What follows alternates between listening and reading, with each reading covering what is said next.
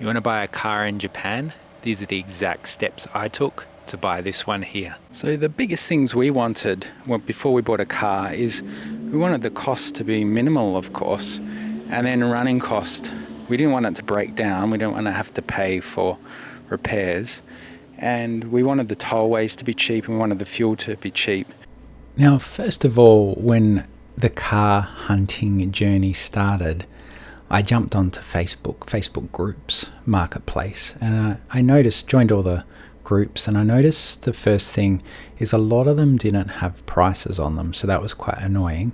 Had to direct message them, so it got a bit messy after you start messaging 10, 15 different people. Secondly, the locations were very far, and there was a little bit of a limited range, so a lot of sporty ones, not so many smaller ones that I wanted. Also, Craigslist was very similar.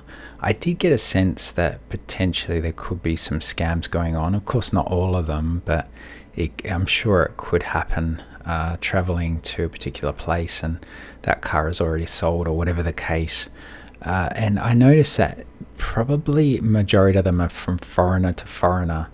The kilometers are extremely high, 150,000 to 200,000. Not all of them, of course, but that's the things that stood out. Gaijin Pot, I think, had some other ones. And then I jumped onto some other sites where there were car sales. So Car Sensor and Goo-net are two big ones, and they had a lot more range. So obviously the car yards are on there, but it gave me a chance to really compare models and kilometers and location as well with just the pure volume of the cars that are there. So it made it much easier for me to hone into what I wanted. And then we shortlisted some, and we decided, well, where are they? They're in our location prefecture, and how much they are, etc. And then we just went to that car yard, and it was quite nice to be able to compare so many. And the ones on our shortlist, some of them turned out to be not really what we wanted, and then there were other ones that we were interested in, ticked all the boxes. And we had really important was low kilometers. This was a very important thing, and we found what we wanted there. So we didn't have to travel really far. On the Google Maps, it seems like things are so close, but I'm sure you've probably noticed that they're not, and you may be traveling super far just to see one car, and then you get there and you've wasted half a day just looking at this one car.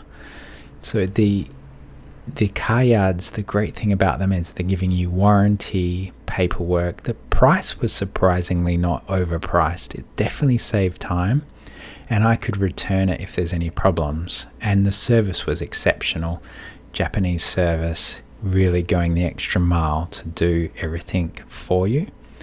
The important things about buying a car in Japan, which you may not know, if you're to do it yourself, there are a lot of hoops to jump through. You have to confirm the vehicle eligibility, so it has to meet safety standards and pass the compliance checks, the shuck-in, and you have to visit the local transport bureau, and that you have to locate the land transport office.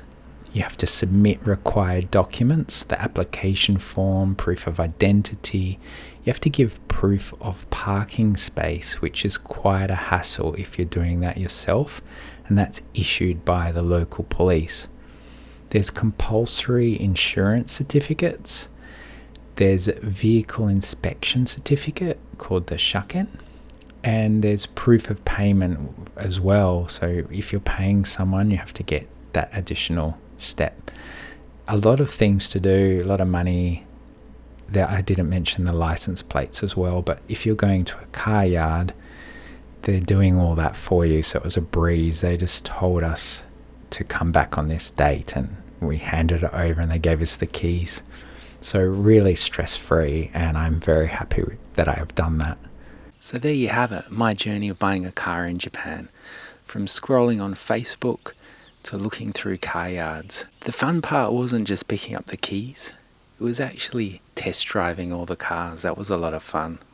So my advice to you, do a lot of research and ask a lot of questions, even if you need a translator.